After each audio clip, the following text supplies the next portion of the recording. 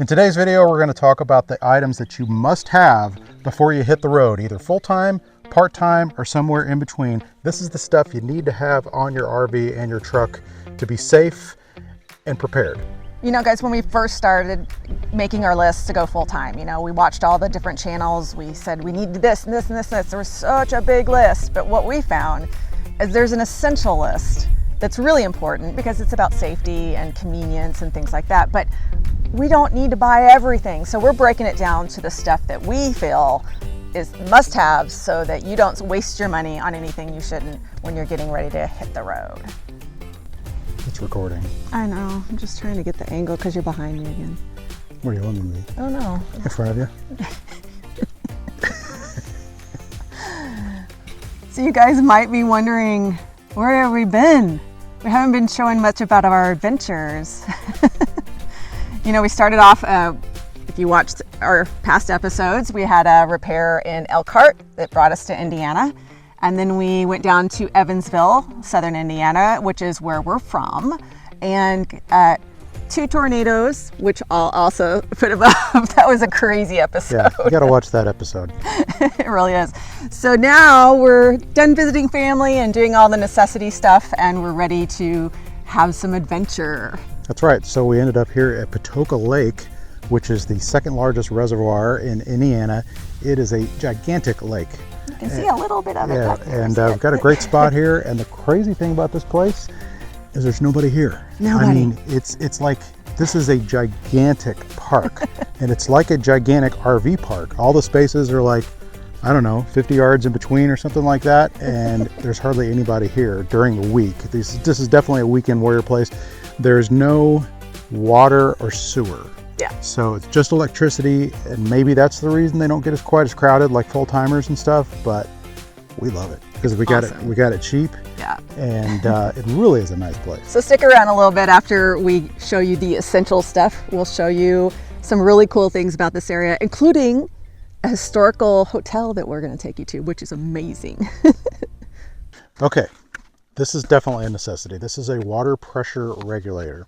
Now, we happen to be in a spot where we're actually not hooked up to water right now, but if we were, we would hook this up at the hose, and you want to hook this up first. You do not want to hook this up after, like if you have a splitter, you want to put the splitter on after this. That little tip for you. But the reason you want to make sure that you do this because the last campground that we were at, the water pressure was insanely high. It was probably like 90 or 100, and it was way too high, and it could have caused some damage to the pipes. So you never know what you're going to get when you go to these RV parks. So this keeps it between 40 and 60, I think is what they recommend. So when these come from the factory, apparently they're around 40 PSI. We just got a new one, as you can see here, and it's set at 40 PSI, and I think that actually works out pretty well. So you don't necessarily need to mess with it. You could if you wanted to, but I definitely think that this is a necessity if you don't want to damage your pipes. Another big thing that is an absolute must-have is a surge protector. Now, we have the Hughes Power Watchdog. It's the one that we chose. If you've been looking into these, I'm sure you've probably seen it. It's very popular. It's fairly expensive. I know that there's some other competing brands that that maybe do just as good a job, but at the end of the day, the fact is you really must have a surge protector for your RV. This is our home, so we can't have some kind of weird power surge that's going to come in and destroy our electronics, our computers, our TV, all this stuff. I mean, it could happen, and it actually has happened to people. So it's critical that you have a surge protector just in general. The other big thing that I like about this is that, like, if you go to a good practice to get in when you get to an RV park is before you ever plug in your cord, just plug the watchdog into the pedestal, turn it on, and see if the light comes on as normal white. If it doesn't, if it gives you some kind of warning signal, you definitely don't want to plug your RV into the pedestal until you get it looked at. If you're at an RV park, call the office or something and have a tech come look at it. That actually happened to us once I know of, and it was a situation. We were actually at a hip camp location, which hip camp, if you're not familiar, it's an app where you can stay at people's like kind of personal properties, and they rent them out to you. And it was this great spot that we were in Louisiana, but it took us forever to get into this parking space. It was extremely tight. It was hard to get into.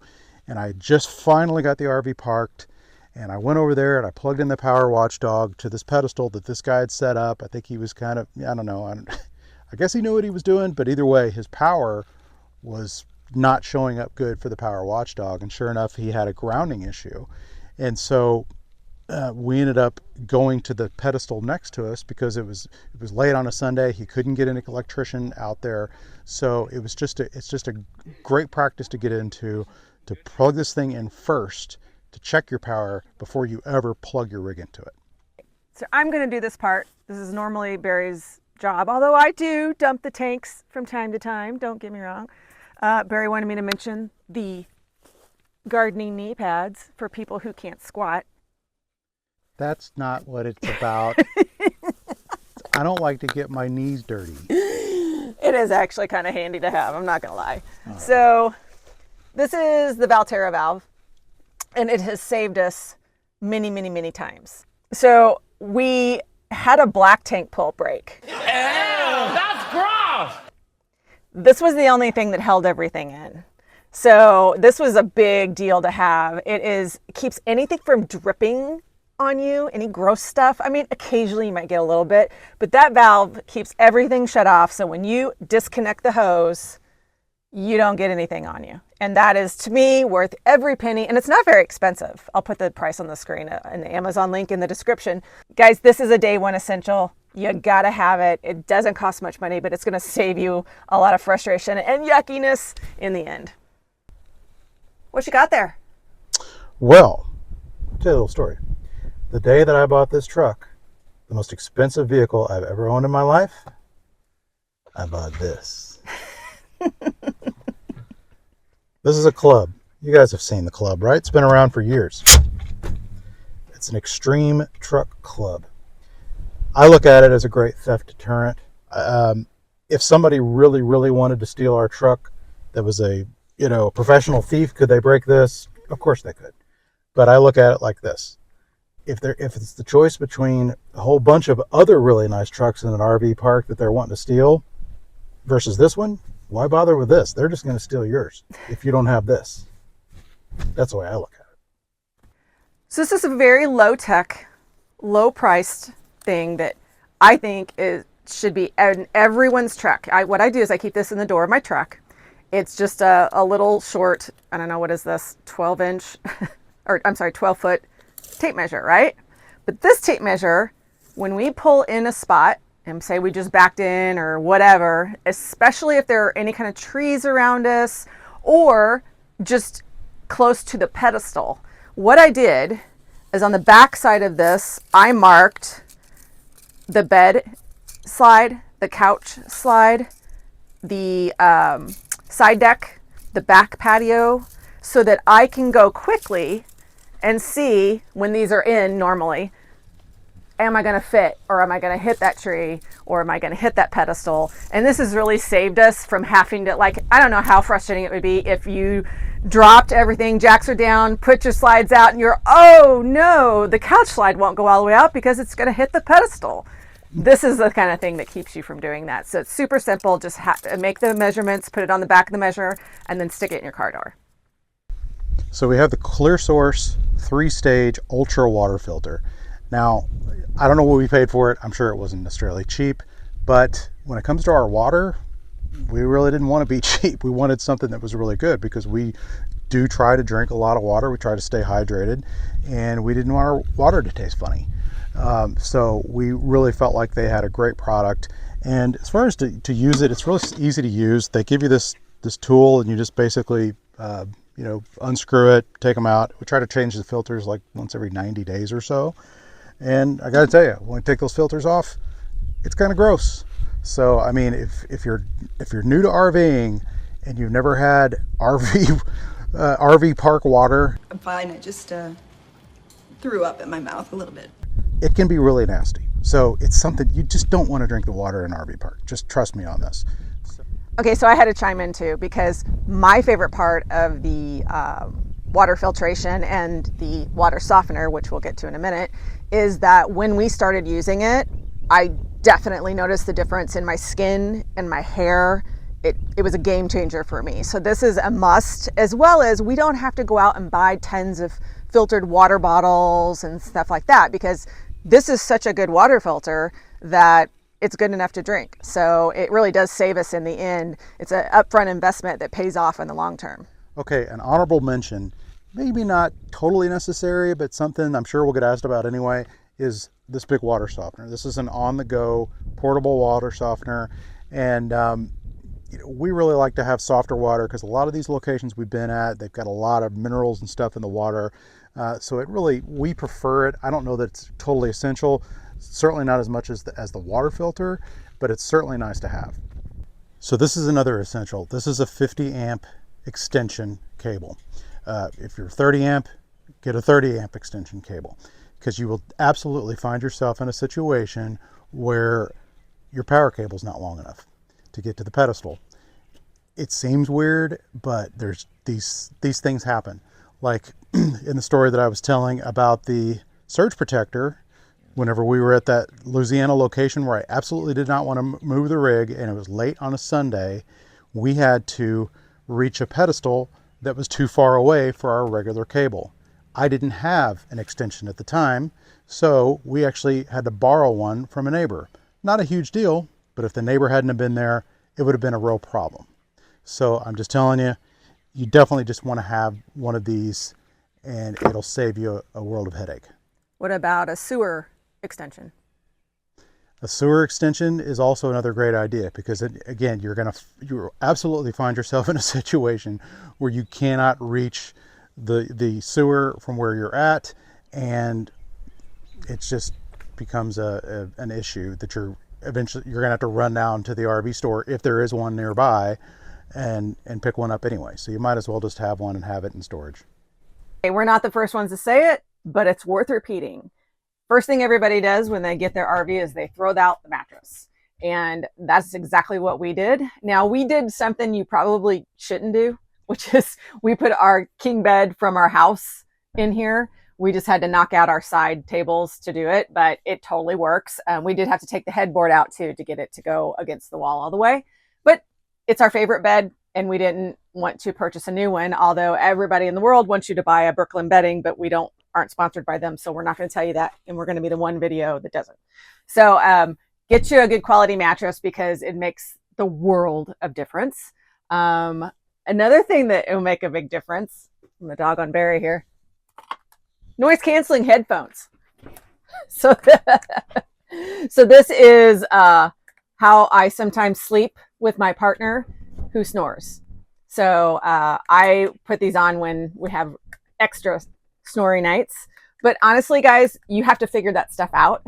So for me, noise canceling headphones. Okay, this is a tire pressure monitor system, TPMS. This one particularly is made by TST.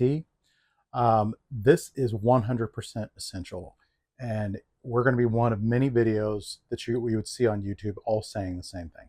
And the reason this is such a big deal is that if you have a flat on your RV, thankfully we haven't had one yet, but we've watched plenty of YouTube videos, and I'd encourage you to go and watch them yourself.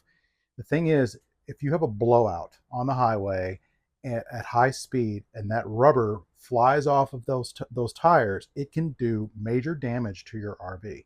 It can, do cosmetic damage, but we've actually seen it to where it's done damage to the water tanks, the black tanks. I mean, just wreak havoc just by having a flat tire.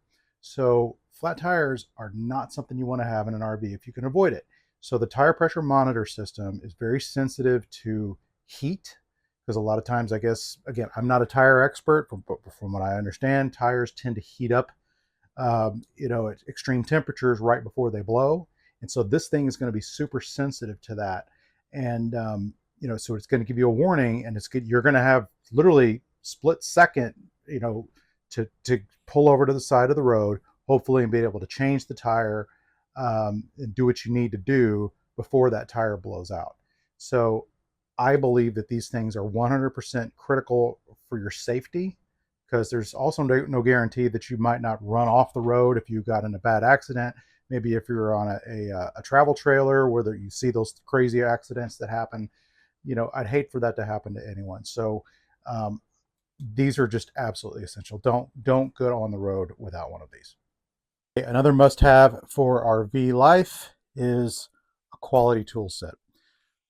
I'll be honest, before we started RVing, I just had this hodgepodge of tools that, like a lot of people do, you just kind of collect them over the years. And I had some good stuff, some crap, frankly.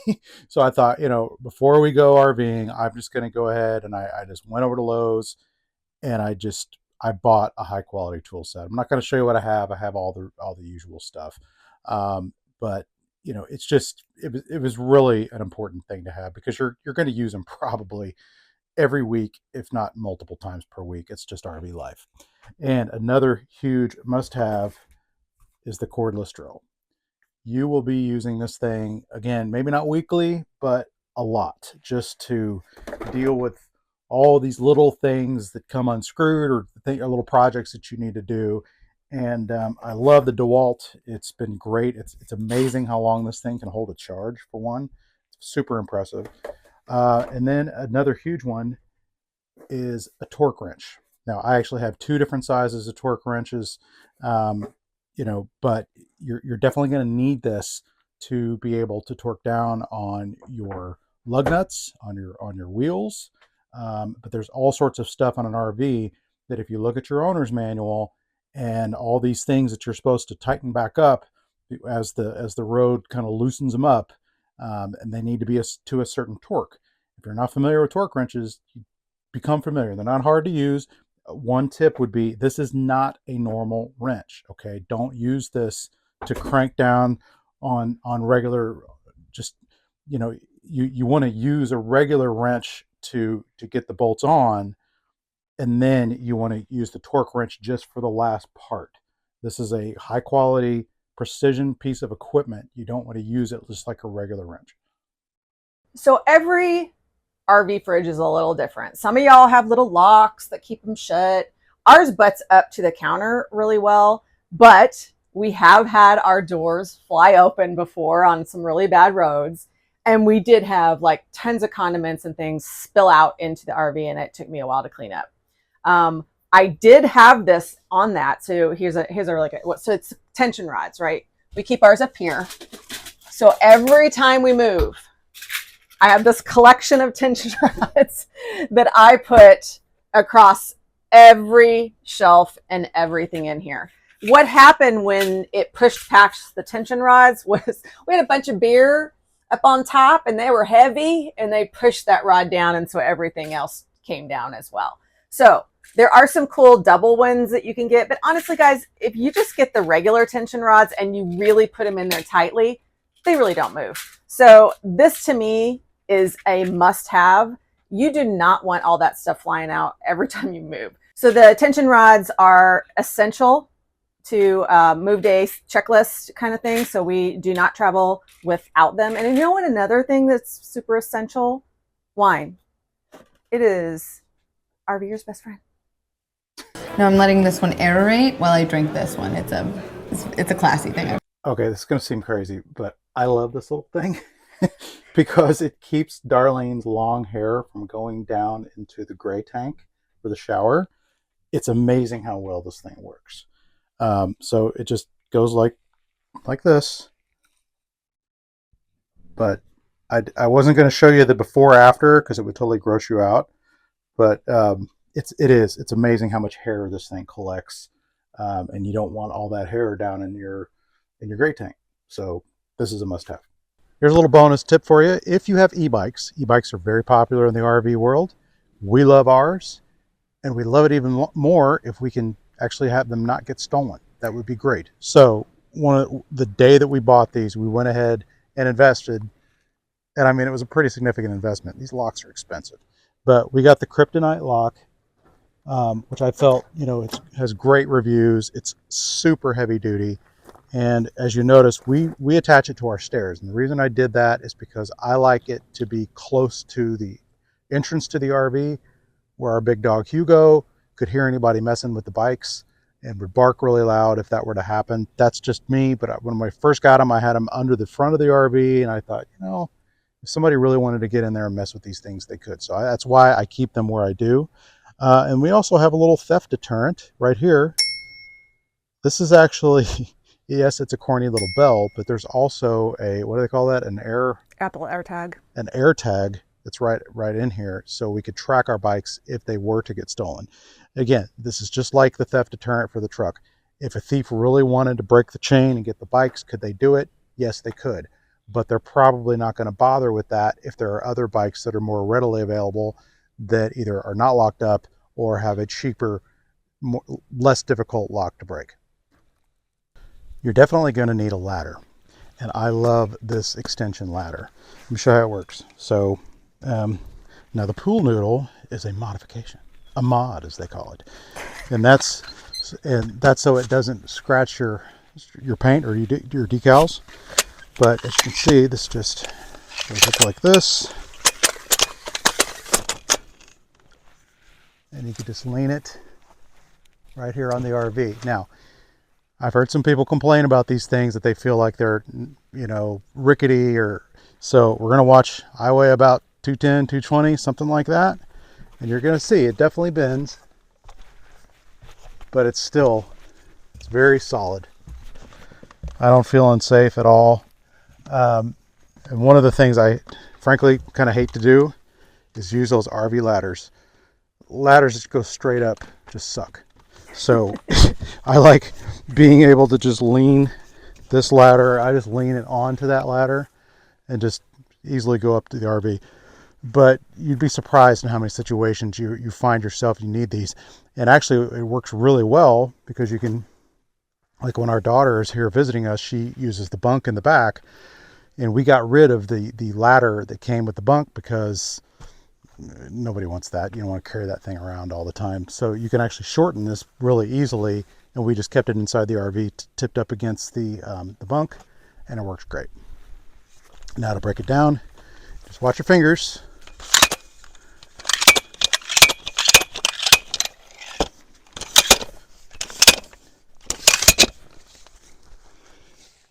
Boo bam sham. Here it is. Boo bam sham. That's right. Nice. Okay, here's another big one. This is commonly known as a dog bone. It's essentially it's an extension. So you may notice that we have a 50 amp cable, but we're going in a 30 amp service because we're here at this beautiful state park for 30 bucks a night. But one of the downsides with state parks a lot of times is that they're only 30 amp. So that's no big deal. We could just plug into the 30, do the adapter, go into the 50 amp cable, no problem. So again, this is a situation where it just opens up your opportunities. So you may as well just get it, have it available now, because you're never going to know when you're going to find yourself in that situation. Okay, let's talk about climate control. Because let's face it, if you're traveling a lot in an RV, you're going to be in all sorts of different climates, sometimes in 2 different ones in the same week. So we have all sorts of stuff. We have a dehumidifier, which I have used here in Indiana for sure. We have a humidifier. We have a space heater. I'm using this, I feel like, every other day. And this is an electric space heater. This is a propane space heater called the Heater Buddy. I love this for boondocking, because when you're boondocking, you 100% do not want to use an electric space heater because that's going to zap your batteries super fast. So using a propane space heater is ideal, and this thing works great. So I would say definitely these are, if you're going to travel to any extent, you're going to need all of these in a very short period of time. So go ahead and pick them up. I do all the navigation, all the trip planning, and there's a couple of tools that I think are 100% essential day one, especially if you have a rig of any size. The first is a GPS. This is a Garmin, and I'll put the exact one on the screen. Why I love it is you have to update it, and you have to keep it updated, but it will tell you and route you, just kind of like Google Maps, around any bad traffic, about roads being closed and things like that. But it's doing it with the dimensions of your rig. And that's where Google can't help you. It's going to make sure you don't go down any road that has a low overpass, anything that you shouldn't be on. It's going to route you on safe routes. Now, I also use the RV Life Trip Wizard for my trip planning. They have a map as well. We have used both. We've had a couple of instances with the RV Life map that it wasn't like it was dangerous, but it was not the best route. So we always trust the Garmin first, and then I always run the RV Life as a backup map in case this goes down or something weird happens with it. But I like it because at a glance, it's on.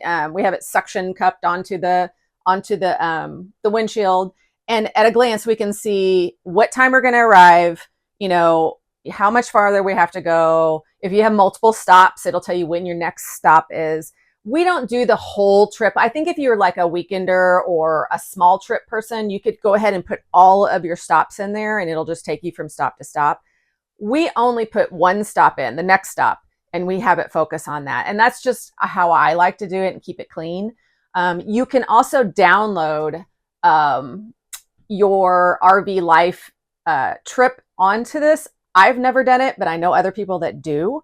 So if you're a really organized person and you want to download that whole 2-week, 2-month, whatever trip, you can put it on there. But this is just, again, when you have a rig our size, you get a really sensitive to not going down roads you should not be on. So the Garmin to me is essential. And then the RV Life Trip Wizard to me is essential for planning. It is how, as a full-timer, I couldn't function without it.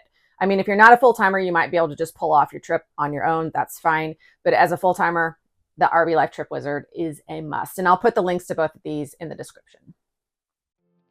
A hidden gem in southeastern Indiana is Patoka Lake. Mainly frequented by locals, Patoka Lake Modern Campground was our home base as we explored this beautiful part of Indiana. With an impressive 366 campsites, you'd expect the campground to be bustling. But during our visit in the shoulder season of April, it felt almost like a deserted oasis. Hello? Hello? Anyone? Is there anyone here?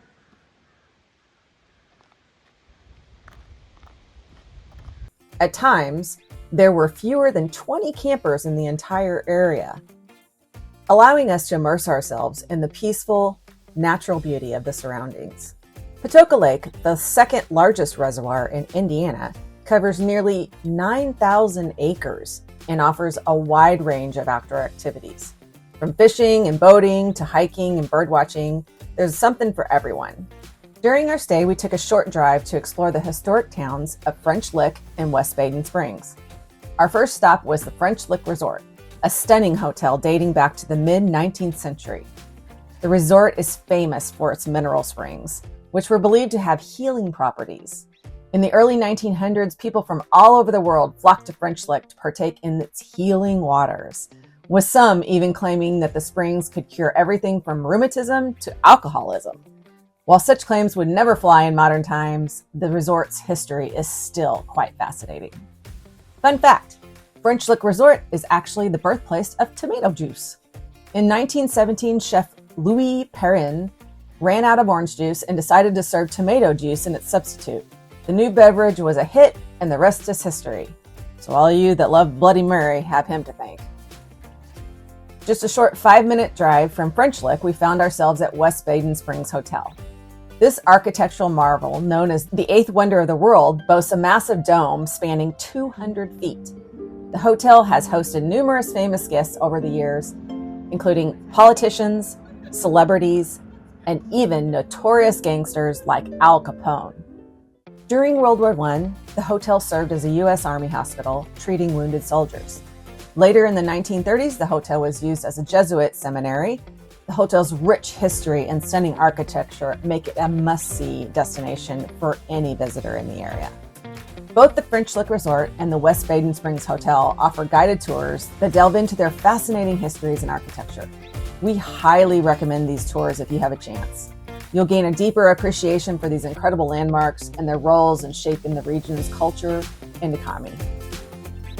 As full-time RVers, we're always on the lookout for unique destinations that offer a mix of natural beauty and historical significance. Patoka Lake, French Lick, and West Baden Springs definitely fit the bill. We feel so fortunate to have experienced these gems, and we hope our adventures inspire you to explore them for yourself. Remember, life's too short to wait, so get out there and start living like there's no tomorrow. If you enjoyed this video, please give it a thumbs up and subscribe to our channel for more RV travel content. We'd love to hear about you and your own experiences at the Patoka Lake area or any other hidden gems that you've discovered on the road. Leave us a comment below and let's keep the conversation going. See you next time.